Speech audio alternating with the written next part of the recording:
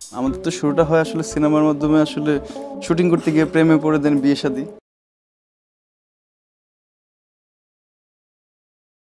একটু কি চোখের কোণে জল আসলো? ওই ভিডিওতে রাজের সাথে কাটানো সেই মুহূর্তের কথা চিন্তা করে চোখের পানি কোনোভাবেই ধরে রাখতে পারেনি চিত্রনায়িকা পরীমণি। লাইভ চলাকালীন প্রোগ্রামেই কেঁদে ফেললেন পরীমণি। শরীফুল রাজকে কিন্তু এখনও ভুলতে পারেনি পরীমণি। পরীমণি ভালোবেসে তরুণ অভিনেতা শরীফুল রাজকে বিয়ে করেন।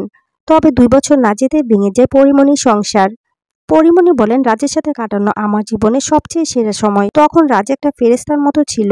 2 বছর না যেতেই ভেঙে যায় পরীমণির সংসার। এরপর একমাত্র ছেলে রাজ্যকে নিয়ে পরীমণি ছিলেন। এরই মধ্যে আবার কন্যা সন্তান দত্তক নিয়েছেন পরীমণি। বর্তমানে 2 সন্তানকে নিয়ে সুখেই জীবন পার করছেন পরীমণি। লাইভে উপস্থাপিকা জিজ্ঞেস করাতে রাজ সম্পর্কে পরীমণি কিছু কথা শেয়ার করেন। তিনি বলেন, রাজের সাথে কাটানো ওই সময়গুলো আমার জীবনের সবচেয়ে সুন্দর ছিল। পরীমণি আরও বলেন, ওই সময়টুকু আমার লাইফে রূপকথার মতো কেটেছে। তখন ওই মানুষটা আমার কাছে ফেরেশতার সমান ছিল।